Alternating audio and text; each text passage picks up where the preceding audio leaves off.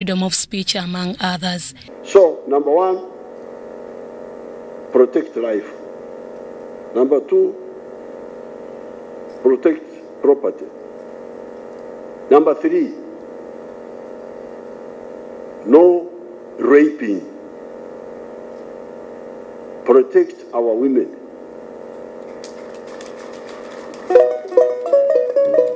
Anybody who rapes, who defiles a girl must die. Those are the views of my constituency. Protect property. Property, whether public or private. Don't allow anybody who damages property, rioters, destroying people's property, and you just treat it like that. No, because if you allow property to be destroyed, how will you cause growth? How will you have taxes? How would it? And my conviction does not agree with what you have been doing recently. Life sentence, no, we don't agree with that. You killed, you must die. President Museveni also reiterated the issue of giving bail to capital offence offenders, saying this is doing injustice to Ugandans. He promised more support to the judiciary. It's true I have hanged only two people since I've been in the government. Only two. Sebirumbi and Obura. But let the person be condemned to death and forgiven. But he knows that I was Naringenda. But this business is really going to cause a friction between us, between my constituencies. Because you remember, I have these constituencies. I have the people, I have the army, I have the freedom fighters. I want convergence so that we agree on a minimum program of how to bring justice to our people. Chief Justice Alfonso Winyidoro mentioned some of the guidelines the judiciary has put in place to address some of the patent issues in regard to bail. Guidelines informed by the law as it is on bail from the Constitution, Trial on Indictment Act, Magistrate Courts Act, and then decided cases, decisions of the courts of judicature, the Supreme Court, Court of Appeal, and some High Court decisions. It seeks to put it together so that the judicial officer before whom a bail application comes does not act on his or her whims. With the need to enhance the performance of judiciary towards rendering justice to Ugandans, Chief Justice Alfonso Winyidoro called for an increase of the judiciary budget and manpower. We would like this coming financial year, Your Excellency, to recruit a minimum of 30 High Court judges at the same time. And then the others I will deploy to the circuits, the upcountry courts, so that there are 2 High Court judges in minimum in every circuit. If we can achieve this, by the time next year, today, we invite you here, you will see the smile and the beaming on my face. Even before I speak, you know I'm happy. The head of the Bachirio Wachiwanuka is optimistic that with the enactment of the Judicial Administration Act, this will help judiciary in its performance. Effective administration of justice and delivery of justice requires close and cordial working relationship between the bar, which I head, the bench, which is headed by the Deputy Chief Justice, and other institutions of government, particularly the executive arm of government. The dividends of elimination of case backlog, timely delivery of justice, elimination of corruption will enhance the increase of investment and economic growth as a result of investor confidence in the justice system of Uganda. The President of Uganda Law Society, Fiona Nabassa Wall, expressed concern on the ongoing torture inflicted on the suspects before trial, which infringes on their rights to fair hearing and justice. We need to walk our talk. We need to be faithful to the aspirations that are reflected in the Constitution of the Republic of Uganda. We have seen torture, and it is really destroying the name of this country and the few achievements that we're making. It is also my humble request to you that you shall send a stern message of discipline, that we shall see some action on the officers that are meeting these heinous acts on the citizens of Uganda. In attendance was the Archbishop of Uganda, Dr. Samuel Stephen Kazimba Mugalu, the IGG Bet Olive Namisango Kamya, Acting Minister for Justice and Constitutional Affairs Wilson Mululi Mukasa, retired justice and judges, lawyers among others, Deborah Namamonde, Nantongo Rebecca, UBC News. Relatedly, lawyers have been urged to address their concerns in a professional manner while expressing their dissatisfaction towards members at the bench. The call was made by different speakers at the launch of the new law year 2022 at the Judiciary Headquarters, still in Kampala. It is the one thing. On several occasions, some lawyers have been seen disrespecting the bench, which issue paints a bad image to the public and the bench in the line of doing their work. The open attacks to the bench has on several occasions been witnessed, with state lawyers Hassan Malema Bilizi and Isaac Semakade basing on the posts on their social media platforms while abusing and undressing some members of the bench in public. At the judges' conference held at Mestil Hotel in Kampala, judges raised their concerns over this issue. It's against this backdrop that Chief Justice Alfonso Winyidolo expressed dissatisfaction with the level of unprofessionalism exercised by some lawyers towards the bench. But where we have gone now, I saw it creeping, where people would bring politics in our courts of law, where people want to use court as a continuation of a political contest. We accept criticism because that's what we learn from. But one does not need to insult the person of a judge. Me, as head of the judiciary, it is my duty to defend the person, the interest, and the position of each judicial officer. It is my responsibility. And if you undress the judges and they remain naked, they will go into hiding. And then you'll remember what was said. When the devil goes on rampage, you need where you can find salvage. The judiciary is the forest where you can hide. Chief Justice Winyidolo called upon the Uganda Law Society and the head of the Bachi Wachiwanuka to take action over this matter. There will be consequences.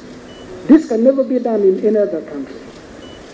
That you can abuse the person of a judge, make vulgar reference, repugnant reference. What has the genitals of a judge got to do with his decision? So, as the judiciary of Uganda, which I am privileged to head, it won't be business as usual for those who think, whatever their state of mind is, that they can deride, they can attack individual judges. You attack one judge, you attack all of us. Attorney General Wachiwanuka is critical of the behavior of some of the bar members towards the bench. The Constitution, there is no constitutional right to be a lawyer. To be a lawyer is a privilege and a duty which comes with responsibilities. Central to our ethical responsibility as advocates, we must employ strategies that are honest, respectful to the court and the public, and we must act with integrity and professionalism. We must do this while maintaining what I suggest is our overarching responsibility, which is civil conduct in the advancement of our clients' interests and the rights of the public.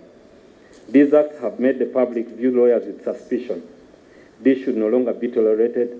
This must stop. Therefore, as officers of court, we must desist from unethical conduct and we must weed out the few bad apples. Your Excellency, I take this opportunity to raise the appeal again to my colleagues. Please stop unethical conduct. Please stop attacks on individual members of the judiciary. The President Uganda Law Society, Fiona Nabasa-Wall, promised to address this concern. We know that there are ways in which this can be appealed. If you have a problem with the conduct of a judge, you can report them to the Judicial Service Commission. However, since this message doesn't seem to be sinking in, we received a report from a complaint, and we're forwarding this complaint to the Law Council, which has the mandate to discipline and regulate the legal profession. Nantong Rebecca, Namamonde Deborah, UBC News. In other news, Parliament has vetted the new envoys that were recently appointed by President Yoweri Kaguta Museveni. The Deputy Speaker of Parliament, Anita Among, chaired the Parliament's Committee on Appointments to verify the recent appointees by the President. President Yoweri Tibahabura Museveni released a list of 41 people he appointed for various ambassadorial positions at the end of last year. The former Nyabushozi Member of Parliament, retired Colonel Fred Mwesige, was among those appointed as an envoy. He is destined for Dar es Salaam, Tanzania. I'm lucky I've been attending some conferences between Tanzania and Uganda, and all ministers, all technical people agreed in principle to make sure the directive of the presidents are fulfilled. So I have hope that all these non-tariff barriers will be removed very soon. Having taken part in the 27-men struggle to liberate Uganda, Colonel Mwesige defends his patriotic capacity to achieve the best for Uganda in the international level. This also debunks rumors that the appointing authority could be offering a token of appreciation to his comrades in the struggle. I cannot tell what was in the mind of the appointing authority. For me, I am ready and I have been ready to serve my country in any capacity. So I don't look at having failed in politics or what. I look at the mission of what the president has given me. And that should be the question. I'm sure he must have investigated before he gave me this appointment, isn't it? During the vetting exercise by the Parliamentary Committee on Appointments, the designates, including Doreen Amule to Paris, Judith Nsababere to Guangzhou, Paul Amuru to Pretoria, and Nusrat Peru to Ankara, were among those vetted by the committee chaired by the Deputy Speaker of Parliament, Anita Among. So I think my capacity cannot just be reduced to the level of supporting age limit, though that is also one good thing that I did for this country. My work is to sell Uganda. When I am in Japan, I will have to sell my country. I'm going to labor for more investors to come and invest here, as you know. My focus will be to see how we can improve the volume of trade of commodities entering into Turkey. As you know, Turkey cuts across two continents, that is Asia and Europe.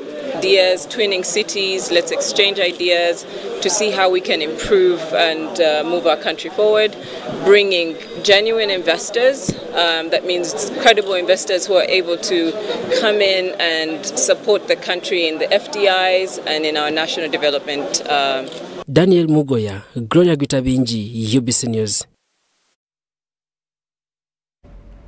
Furthermore, the Minister for Education and Sports, Janet Museveni, has urged members of Parliament on the Education and Sports Committee to support the legislations on Nachibubo War Memorial Stadium Trust Bill, Principles for the Technical, Vocational Education and Training Bill 2022, and the Principles for the proposed National Teachers Bill 2022, while opening a retreat of the Parliamentary Committee on Education and the Ministry of Education and Sports at Chigo Serena Hotel.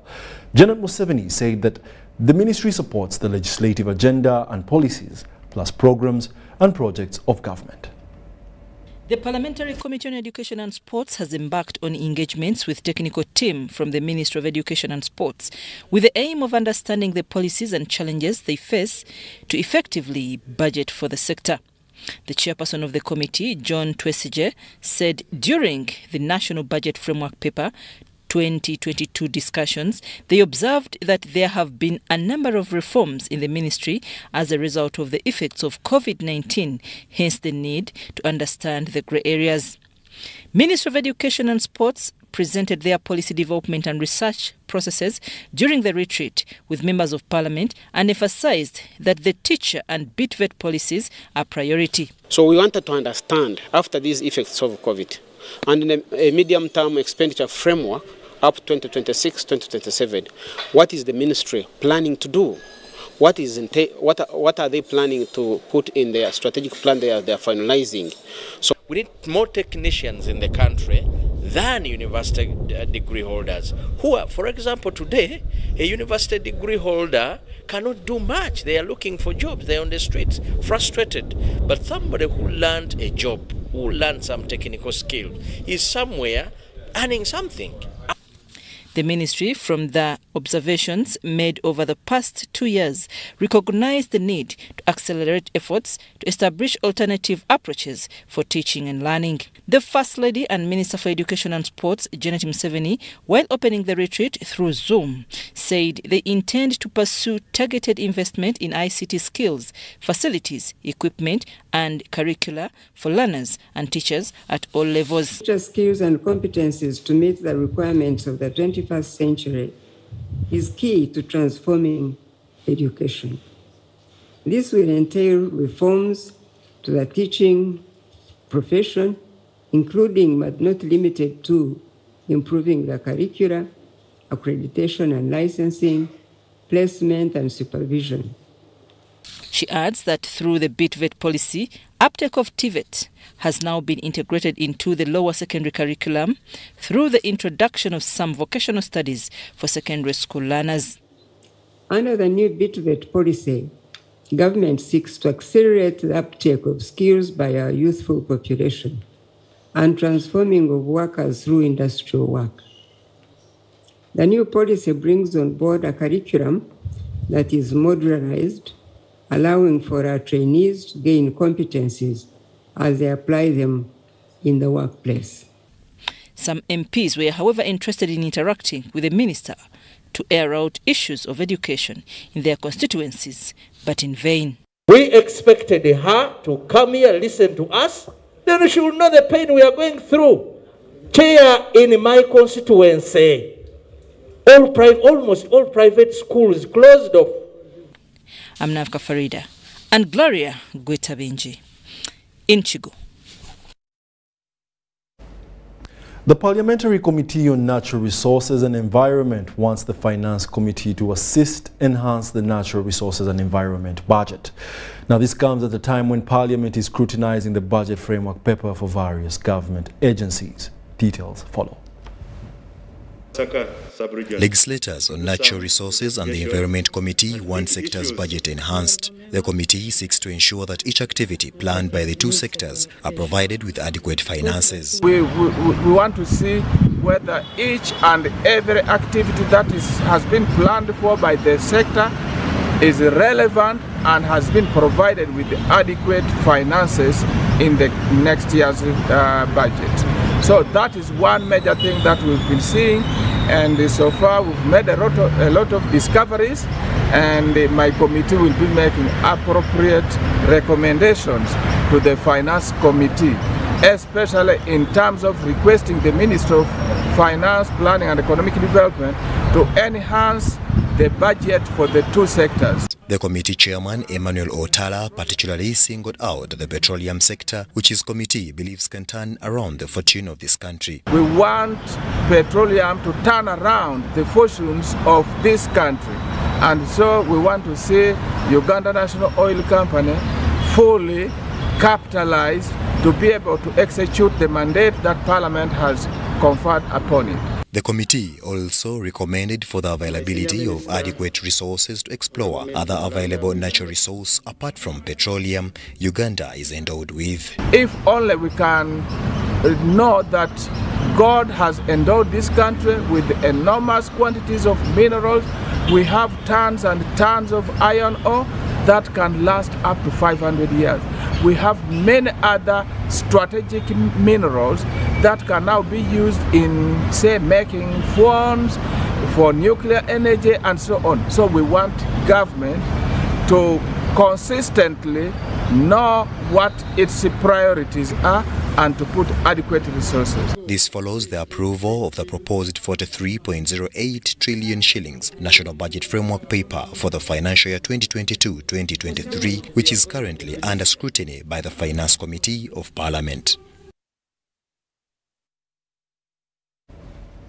The Minister of Defence and Veteran Affairs, Vincent Sempi Jabamulangachi, has hailed UPDF surgeons for performing over 40 surgeries at the Bufumbo Health Centre for in Mbale district. During his inspection and tour to the camp being run by UPDF, the minister interacted with the medical staff as well as the locals of the Bufumbo area. The UPDF medical team has partnered with the medical staff of Bufumbo Health Center 4 in Mbale to offer health services to the area residents. At least 850 patients were treated, over 40 surgeries performed. I came with a team of gyne surgeons, obstetrics and gynecology. She's been able to perform major surgeries like hysterectomy and other surgeries in obstetrics and gynecology.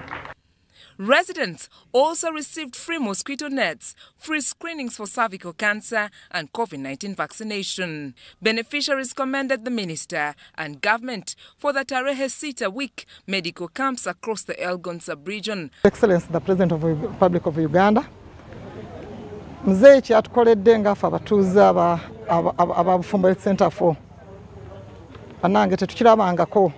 The head of the 9-member UPDF team of surgeons, Captain Dr. Margaret Nasubuga, hailed the minister for the visit. The minister was accompanied by the city resident commissioner, Ahamada Washaki, the Mbale Industrial Area Mayor, Mohamud Masaba, the team lead of the UPDF team camping in Mbale City, Kano Ibrahim Kedi, and other area leaders. They have appreciated the services rendered by the UPDF medical officers. Sandra Kahonde, Susan Nawonga, UBC News. The Uganda People's Defense Force Chief of Civil Military Cooperation, Brigadier General Emmanuel Rwashande, has said that security is not deliberately targeting the Muslim community in the war against terrorism, but targeting the wrong elements disguising as Muslims. Now, Brigadier General Rwashande was speaking at the security meeting with Muslims at the Kasana Umea Playgrounds in Luwero District. A team of officers from counter-terrorism unit and civil military corporations have sensitized the Muslim clerics in Luwero district about the dangers of terrorism and radicalization.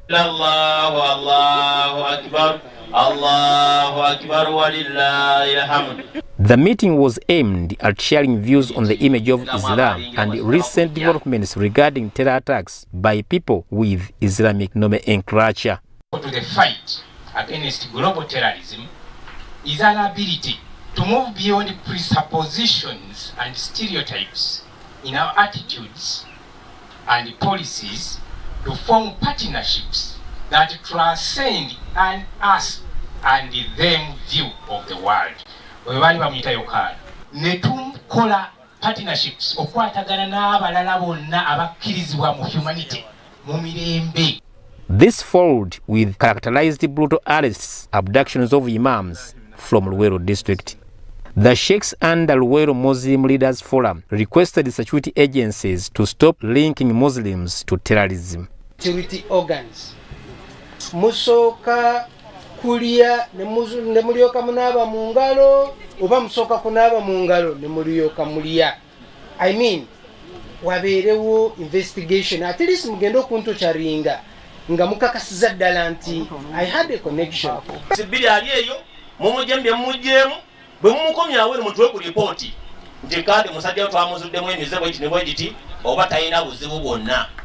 Senior Commissioner of Police Counter-Terrorism Unit David Waswa Sengendo engaged Muslim leaders on countering violent criminal acts of terrorism. Most terrorists seem to be, when you actually sit down to talk to them, most of them appear to be rational people for who terrorism was a rational choice.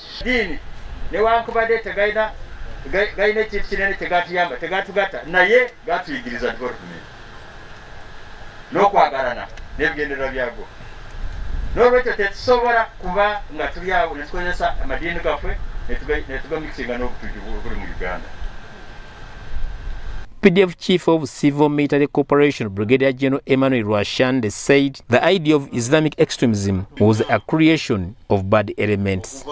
The person is bad as a person not because he's a Muslim, or he's good as a person not because he's a Muslim. So we should separate the two. But the main cause is poverty. which I think the government is trying to address. Appreciate the initiative. This initiative is very good because it is going to help the country at large, and also the Muslim community and other people who have been thinking that the Muslims are the terrorists, but to understand that being a Muslim does not mean that you're a terrorist.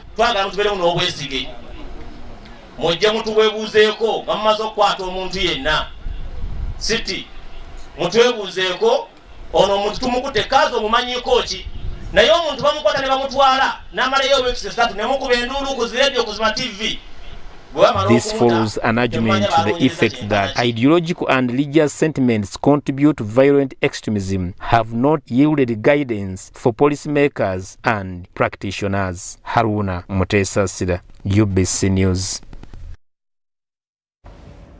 The State Minister for Local Government, Victoria Rusoke, has commended the good relations between Mbarara City and Morocco for development. Rusoke was witnessing the signing of a memorandum of understanding between the city of Argana in Morocco and Mbarara City. Victoria Rusoke says that local governments need to learn from the Moroccan setting of tourism infrastructural development, among others. Mbarara City has signed a memorandum of understanding with the city of Argana in Morocco that will, among others, promote greening of the city and protection of natural resources. I negotiated and lobbied, and I said we must take it to Mbarara City. I sweet-talked. I described this city as a city of honey and milk, and for them they wanted to see whether honey is flowing from there. We need to have a city which is very cool, out of pollution. And one way of fighting pollution can also be by planting trees, such that we have a green city whereby everybody would be saying, okay, this is Mbarara City now. State Minister for Local Government Victoria Rusoke says this signing is timely and suitable for any developing city. That's why we needed to visit, as he said, to go and see the reality. What should we learn from Morocco? We should learn from our fellow Africans because we are not Europeans. Our cities must reflect the reality of the African setting, advanced and made by our own hands. Our prayer, especially Uganda Airlines, is a connection of Uganda Airlines from Entebbe to Rabat. We would have sorted out, because traveling now to Morocco is the hardest. Others go to Europe and then go to Morocco. The minister says Jinja City has benefited from the technologies of the Moroccan government, having secured 4 billion shillings to green the city. So we are on the right track to bringing Africa to unity. I thank President Yoweri Kaguta Museveni for promoting unity. And his dream will come true. And I can see it starting to progress, beginning with these local governments uniting. Then we'll pull up. We have now reached the city level. And next will be all the nations in Africa to become one. The Vice President of Moroccan Association of Communal Council and Mayor Argana City, Lansen Amrash, says much emphasis is to be put on waste management among other factors. And the objective is building new relationship and cooperation between Morocco and Uganda by the communes or the cities. This is our objective. Subscribing to the African Fund by Mbarara City officials has been highlighted as eminent for them to present their projects for funding. And with that, let's take a short commercial break. We'll be back with more news. Please stay tuned.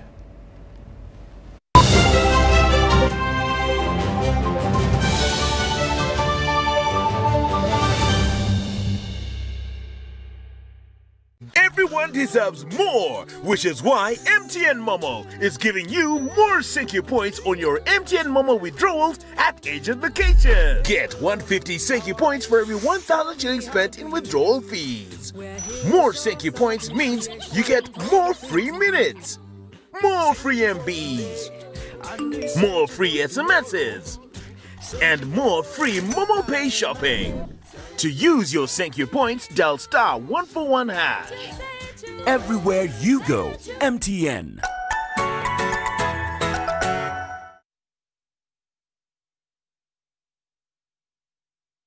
For an event as big as the 2021 Africa Cup of Nations, you can't afford to miss out.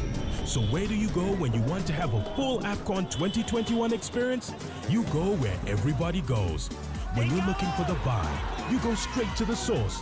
So if you want to have it all, go all out for the 2021 Africa Cup of Nations with GoTV. Catch all 52 must-watch games live on SuperSport on GoTV. GoTV, love it. Our Ugandan story isn't a new one. It's not about where we come from. It's about what can be accomplished when we're working, living, and growing together. It's about speaking the same language, the language of progress. We're Ugandans building Uganda with Ugandans, skilling Ugandans and developing competencies required in the oil and gas sector, partnering with Ugandan businesses to achieve greatness. We're here to build because at the end of the day, we're truly Ugandan. It's Freaky Friday from Airtel. Buy or gift, buy or give. Get freaky too! Dial *149*10# to load a Freaky Friday bundle for you to enjoy the best offers on voice and data. To buy a bundle for friends and family, dial *149*10*5#. Freaky Friday with Airtel. Buy or gift a bundle today. Dial *149*10# to get started. Airtel, the smartphone network. COVID-19 is still here with us. As Owechitiwa Peter Maiga, the Prime Minister of Buganda, states, let us all take the necessary precautions. Self-medication is always very dangerous. We should leave medical matters to the medical personnel. It's only a healthy population that can produce wealth. And if you want to work for your well-being, you must care about your health first. Because of the new COVID-19 circulating variants like Omicron, it is very important for all of us to be fully vaccinated with 2 doses of the same vaccine type. It's only those getting Johnson & Johnson who receive only a single dose to be fully protected. Even after vaccination, continue to adhere to all SOPs by wearing a mask properly, covering your mouth and nose, washing your hands regularly with soap and clean water or using an alcohol-based sanitizer, maintaining physical distance of at least 2 meters from others and avoiding crowds. Echa COVID-19, chija kugwa. This message is from the Ministry of Health with support from UNICEF and partners.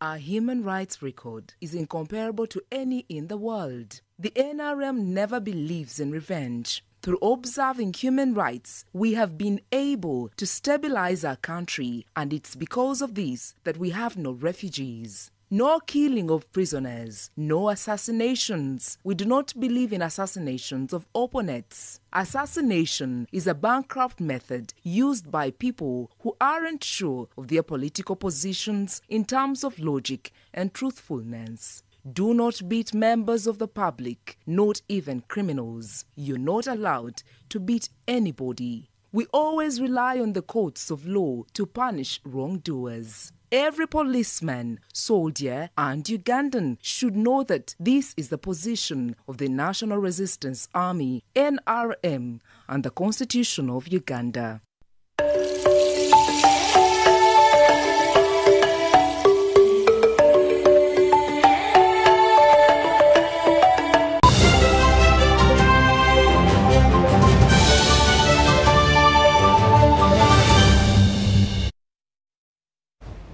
Welcome back. You're watching the UBC News Tonight, broadcasting live from Nile Avenue, also online on YouTube under the name tag UBC Television Uganda. We'll now take you to more news.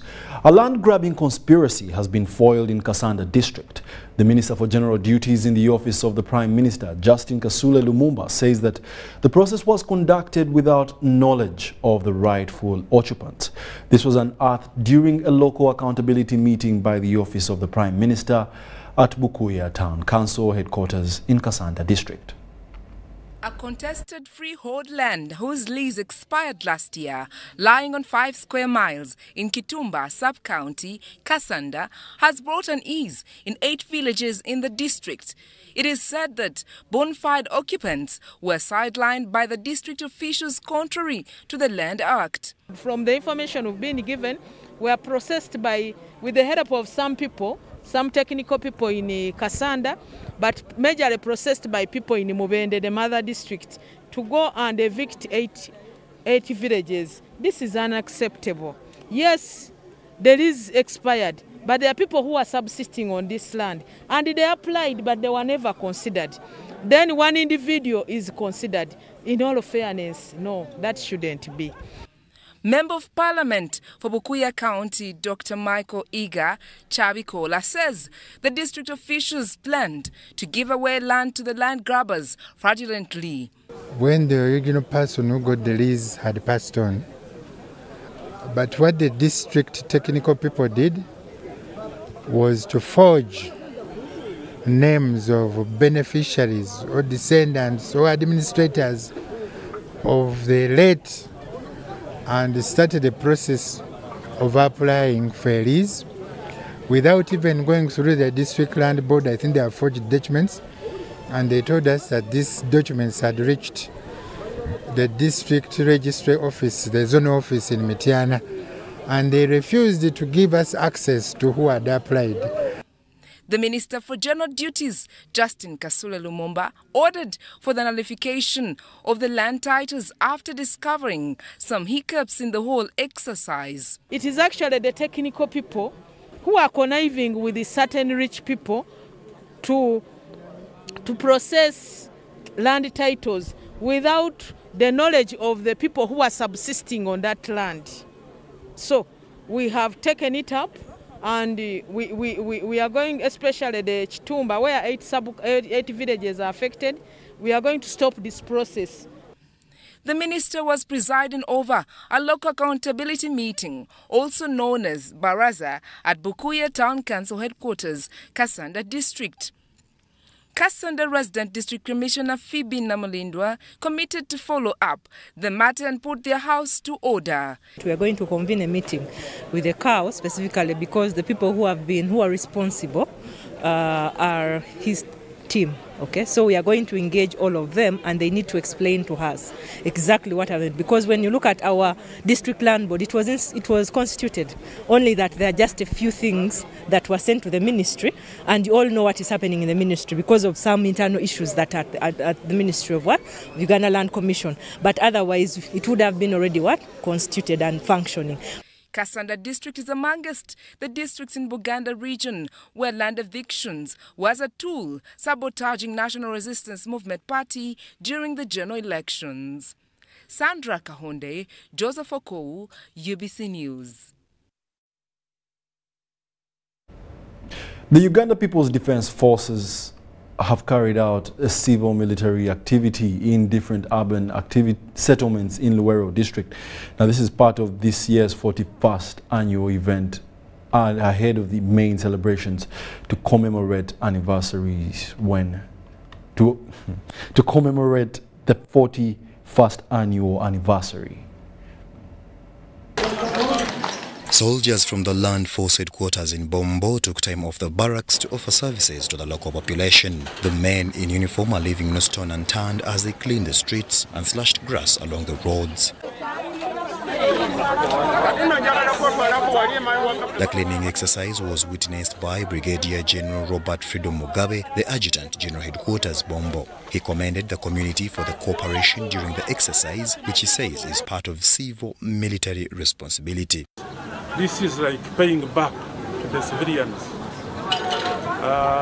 retracing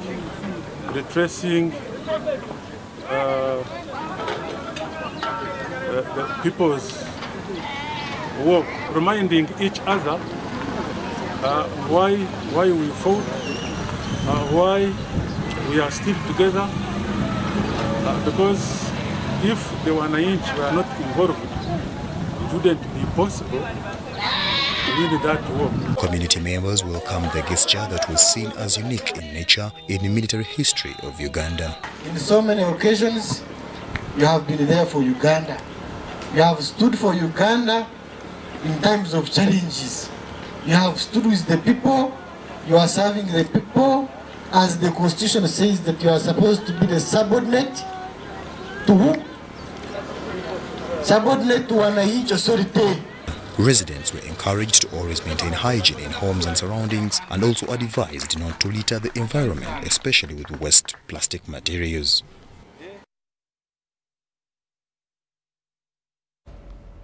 The British High Commissioner to Uganda, Kate Eri, has joined the rest of the world in raising awareness and mobilizing efforts to fight against female genital mutilation. She aims at taking stock of Uganda's journey to fight against FGM and discussing efforts to mobilize resources to ensure momentum is sustained. The world marks International Day of Zero Tolerance to Female Genital Mutilation every 6th day of February. FGM among girls and women between ages 15 to 49 is estimated at 0.3%, according to the 2016 Uganda Demographic and Health Survey.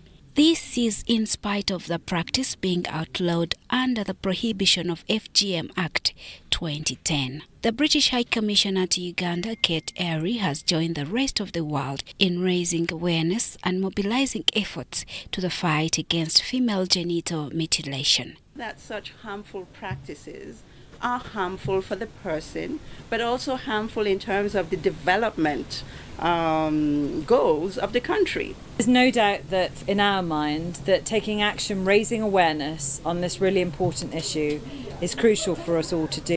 Kate wants government to maintain the fight as they focus on women and girls to lay a strong basis for achieving the goal of attaining the middle income status by 2040. We're really urging the government of Uganda to keep up the good fight, work closely with partners like UNFPA, like other UN agencies and UNICEF, with the support of the UK government backing them up to make sure that we can go that extra mile now and make sure that, actually commemoration days like this start commemorating something of the past, not of the present. Speaking at the function, the UN Residence Coordinator Susan Ngongi Namondo says they are focusing on strengthening the legal and policy framework to eliminate FGM. Able to defeat something like this, you need to work on the legal policy level, you need to work on the services level, and you also need to work on the behavior norms change level with communities. Jane Ramchia, Andrew Sebira, UBC News. Now, the idea of water being a basic need of life is well understood by residents of Nakawala in Namataba Town Council after getting a water source.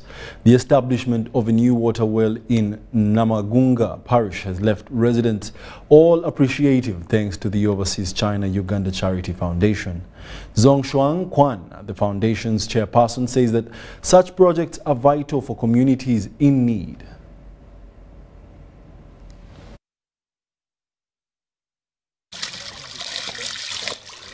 From consuming such obviously contaminated water to this permanently established water well, residents of Kikuta LC1 of Nakawala have a reason to smile. Now we are getting a clean water and I'm so happy, and our grandchildren and children and children and this community will benefit on this water until the end of our life. Si omuntu oyo w'ekitundu yeka yaluganyirwamu nedda kubanga omuyise anywako n'agenda. It is an initiative established by Overseas China-Uganda Charity Foundation, made possible with sponsorship from a teenage Chinese girl, Chen Ying Tong. We just use this method to pass a message to thank you her supporting and even the family of CCRE. The milestone has also been welcomed by neighboring basic service providers, including schools. Despite having this borehole, it is not wholly reliable upon, hence the need for such projects. Even those who have been having stomach upsets, we shall no longer have them We are so much appreciative to that good water source that now we have. However, with the growing population, it is likely to be a challenge because it has only one spring that is bringing the water. So we just pray for more help.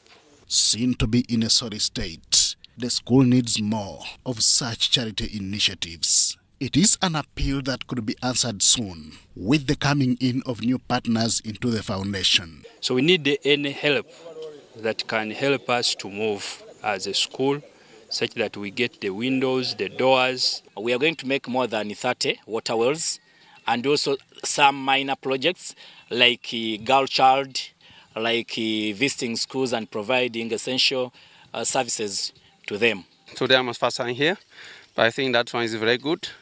We can help more community and local people here. Thank you. For now, the responsibility now lies on residents to ensure proper maintenance of this water well for continued consumption of clean water.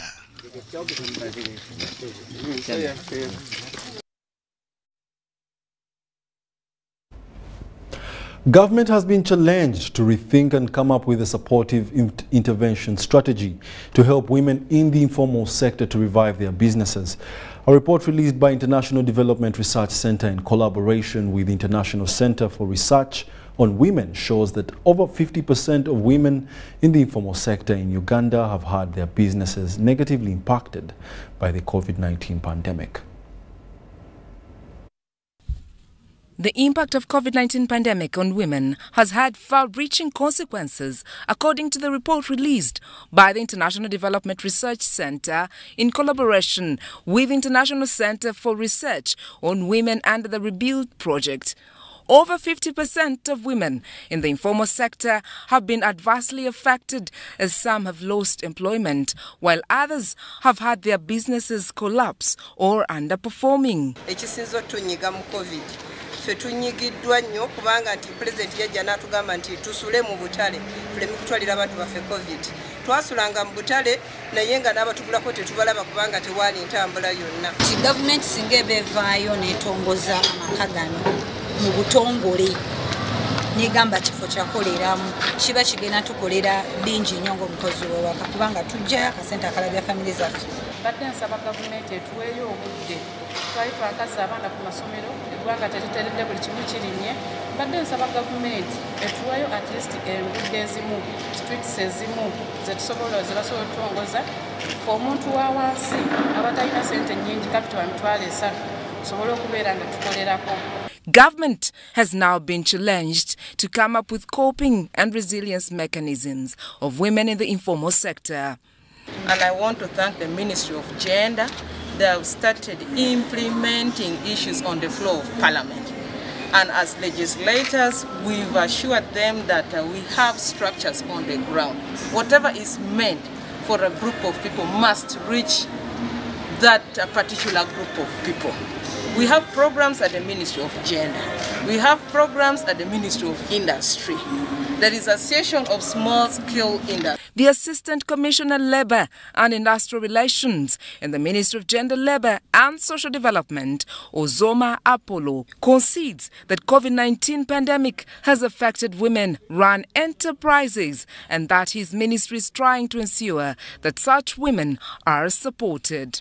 But we are working on a program which can do a sustainable support. And as the department responsible for labor, industrial relations and productivity, we have programs like Green Jobs, which provides the startup kits and support to groups of workers in the informal sector to start businesses.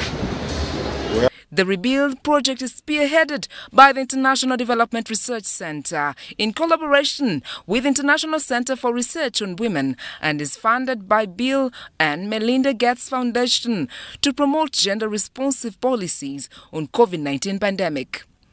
Sandra Kahunde, UBC News. The Bible Society of Uganda is still drumming up members of the public, especially the faithful, to support the construction of the Bible House complex, which is initially valued at 31 billion Ugandan shillings.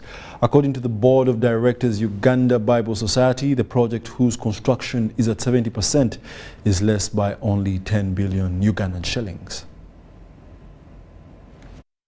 Governing Board of the Bible Society of Uganda with its partners have paid a working visit to the new Bible House, which is under construction in Kampala. So I've done now ground floor and we are now doing first floor. The 7-storied complex, estimated at 31 billion shillings, have so far seen 21 billion shillings dedicated to this project, as the society now embarks on the search for a balance of 10 billion shillings. It is our duty to encourage all institutions, church, para-organizations, churches and individuals to use all the avenues that Bible Society has put in place to enable us raise the money. The target is that we want this work to be launched in December this year. The event attracted, among others, religious leaders from all denominations and board members of the Bible Society in Uganda. When the opportunity came, I put some of my retirement benefits and became one of the cornerstone. The society is hoping that the facility will be ready for use by the end of this year, 2022. We are bringing God's word in form of a structure in this very important city. I call upon you all to be part of this very noble project, this very noble cause, by contributing generously, especially in terms of finance, to make sure that we realize this. Somebody can give platinum, which is 100 million. We call upon people and institutions to do that and have your name on the board for years and years to come. Even some of us are long gone. We also do the 110 Bible. You write one verse, leave 100,000. At the end of the day, by the time the Bible is completed, we shall have 3.1 billion coming in here. We have given shares to churches, about 10-15%. And as the churches take up the shares, our hope is that within 5 years, the churches will be able to redeem that money. The new Bible House complex, upon completion, will partly host investment projects aiming at strengthening the gospel among the faithful in the country. The objective is that when this work is completed, we shall be getting money to subsidize the Bible, and that will make us able to deliver them and to make it possible that every person can access the Bible. The purpose of this building is to make sure that the word of the Lord, that's the Bible, is available, it is accessible, and it is affordable. Making sure the Bible is there in every local language in Uganda. Robert Onyango, UBC News.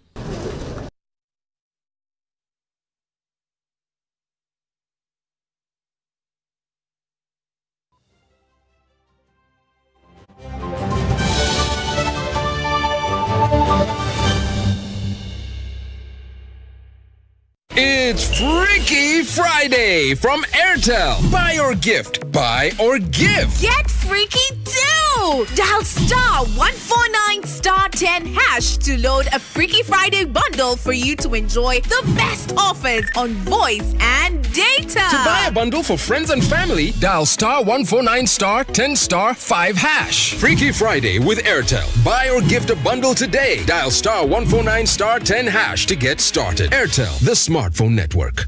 All eyes are on Africa. All eyes are on Cameroon. All eyes are on UBC. The drama, the heartbreak, the suspense, tears, joy and celebrations in the biggest sporting event on the continent. In one place, UBC. Call your public broadcaster today and grow your business with us. 0752 265 827 and 0776 611 540. UBC, inspiring Uganda. Everyone deserves more, which is why MTN Momo is giving you more Senki points on your MTN Momo withdrawals at Agent Vacation. Get 150 Senki points for every 1,000 shillings spent in withdrawal fees. More Senki points means you get more free minutes, more free MBs, more free SMSs, and more free Momo Pay shopping. To use your Thank You points, dial *141#. Everywhere you go, MTN.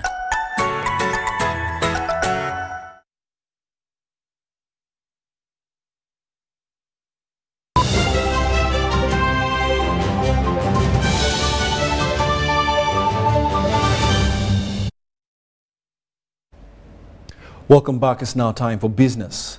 Maize farmers in Chiriandongo district of northwestern Uganda have no more ordeals to NABRET regarding post-harvest handling and quality production.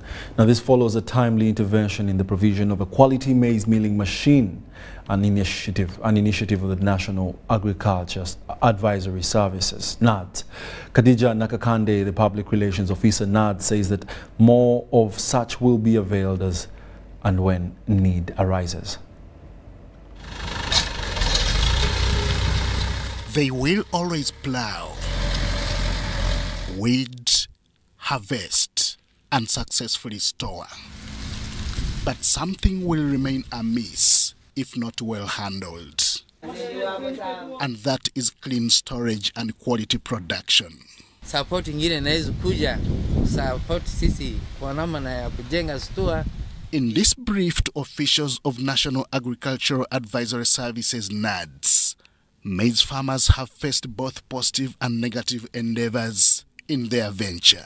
By then we were selling the maize at a lower price and locally. So now as I'm talking, we are selling maize, we are grinding maize, and we are selling maize flour at the higher prices. We have to sell sometimes 400 for each kilo. But if it's increased, it will be 500 or 500, something like that. No level of challenge or obstacle will, however, discourage them. Now we harvest it, we gray, and we store in the house. Some have even made use of some byproducts to promote other ventures, including poultry. One such person is Adil Grace. In the maize bran, I brought it back. I started to give to my pig and to my poultry. It is there inside. So if I keep that poultry grow, I get the money. And the side of pig, I got the money. It is this bravery and determination that has been supported by government in promoting quality maize production. National Agricultural Advisory Services NADS has availed these farmers in Bweyale Town Council of Chiriandongo district with quality maize milling machines. But the kind of mills that we are giving out now, the semi-automated ones, just like the one you see here, the pre-cleaners have helped us to solve the issue of the quality of our flour. It is a milestone whose initiative dates back to 2009 when Yelekeni Farmers Cooperation Circle Group was started. With a few people initially, the group has grown to a membership of 513, 300 of whom are female. We are not grinding strictly for the cooperative only. Even the community around, they also bring their what? Their maize for grinding. And for us, when we get the market, then we grind for the maize flour because we cannot grind and then pack. It took an application to government for the group to receive assistance from NADS, leading to procurement and installation of this machine. We can even, you can even bring your maize here just for the purpose of cleaning. Then you rebag and you take to the market where there's a bigger market in. You can even say, okay, now I cannot stop in cleaning. I want the full process. We piloted with 5 cooperative societies, Yelekeni being one of them. So far we have given out 5 of these semi-automated maize mills. This very financial year in which we are going to distribute 11 of them to the cooperative societies that qualify. And then also the coming financial year, we have planned for more of these because we do assessment of these cooperative societies. Not every cooperative can manage such a mill. Today, maize is collected and processed according to recommended standards as seen in this final product. Khadija Nakakande is the Public Relations Officer for National Agricultural Advisory Services, NAADS. When you look at our neighbors, maize is something which is on high demand. So we started with production so that we can have food security for our own people, and then also to have a surplus which we can sell in the neighboring countries. With this in place, the challenge of aflatoxins could become a thing of the past if all farmers adhere to the required standards. Henry Okrut, UBC. The Petroleum Authority of Uganda is continuing to mobilize private sector to pique interest of investing into the oil and gas related businesses. Now the authority's executive director Ernest Rubondo has signed a memorandum of understanding with Stanbic Bank Uganda, an agribusiness initiative to improve on the quality of housing and value addition on agricultural produce in the Albertine region. After signing off the petroleum final investment decision by the government of Uganda and other partners, stakeholders are encouraged to target their investment in the current demands of the petroleum production. They call national participation. Those are the people participating at the national level. But it also has community participation, so as to emphasize the need for support and participation by people in the areas where the activities are actually taking place. The Executive Director, Petroleum Authority of Uganda, Ernest Rubondo, is mobilizing stakeholders to take up key support sectors to support the oil and gas industry. All those companies or enterprises that provide goods and services to the oil and gas sector in the country are required to be on the National Supplier Database. This is an open system. You can register on a 24/7 basis. And once you're on there, it creates visibility for you. The Permanent Secretary, Minister of Lands, Housing and Urban Development, Dorcas Okalenyi, commits to partner with private sector in improving housing systems to improve accommodation in concerned communities. There is an apparent need to invest in housing, both in the Albertine region, along the pipeline corridor, and the whole country. Minister of Lands, Housing and Urban Development is ready and willing to work with all stakeholders to improve the quality of living and the quality of life for Ugandans. The partnership of public-private in oil fields is expected to support the sector by providing supplementary demands. Stanbic Bank is targeting cheap loans to small enterprises within oil production districts. So we think that the opportunities that come with oil and gas should be able to take agriculture to another level and this country to another level. Increasing the carbon sinks, and by this we mean agroforestry, but mainly fruit trees and plantation crops like coffee, as well as promotion of climate-smart agronomic and post-harvest management practices. We've been encouraging joint ventures and partnerships. So you look for a partner who either takes the lead or you maintain the lead depending on the type of service. There are some services which are ring-fenced. The issue of land acquisition still poses a challenge in developing oil and oil districts as owners hike prices for compensation. It says that the prices also vary not only in the Albertine area, but it varies on the demand and supply of the land at a given time. Financial investment decision, which was signed recently, has been tagged by many sector watchers as one that will transform the business from exploration to production.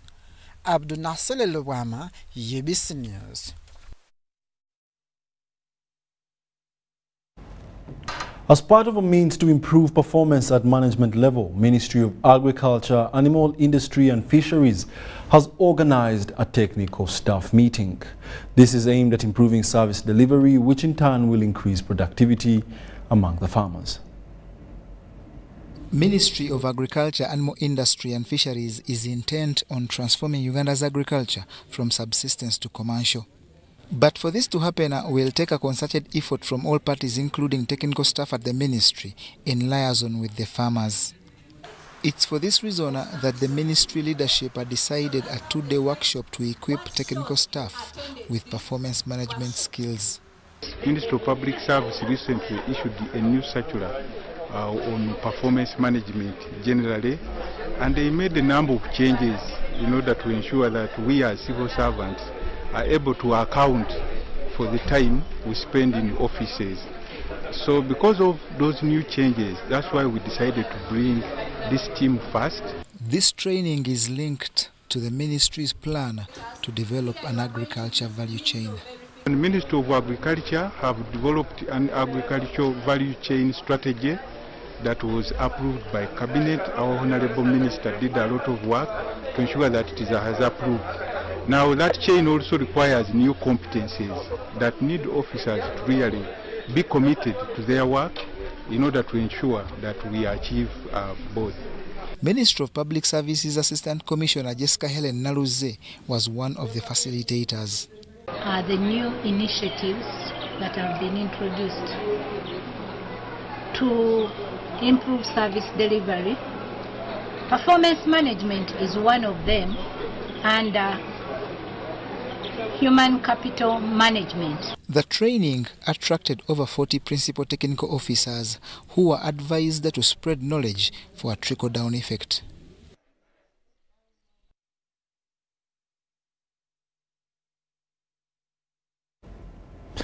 And that brings us to the end of our 10 o'clock bulletin this 4th day of February 2022. My name is Wadulo Mark Arnold, and thank you for being a lovely audience. We now leave you with the weather updates by Alex Sempa Kim. Have a good night. A very warm welcome. It is time for the weather forecast from the Weather Center with Sempa Alex Kim. It has been sunny intervals across our skies in most parts of the country, though we still have an incoming of dry and warm winds from the northern into our region, also causing the hazy conditions we are seeing. But we also have that cyclone Batilai over the Indian Ocean that is responsible for the dry conditions happening across our region. Still, there is also a development of a ridge over South Africa that is most likely to give us some moist winds. That is why we do expect to see a pickup of some wet weather activities, especially in the eastern of the country. So tomorrow we do expect to see sunny intervals across our skies in most parts of the country, but some wet weather activities across the Lake Victoria Basin. In the afternoon, we do expect a pickup of wet weather activities across the Lake Basin towards the eastern. We also do expect some thundering showers in the same areas. Because of this, we do expect temperatures to be relatively cool along the Lake Victoria Basin at 27 degrees centigrade in Kampala. But for Karamoja region, it will be quite hot at 32 degrees centigrade, and in Kabale Highlands, we're forecasting at 25 degrees centigrade. And elsewhere across the globe, we are forecasting cold conditions for Moscow as well as London, with Moscow at a daytime high well below 0 degrees, and Nairobi sunny intervals at a daytime high over 29 degrees centigrade. With that, we wrap it up. Stay tuned and join us again tomorrow, same time.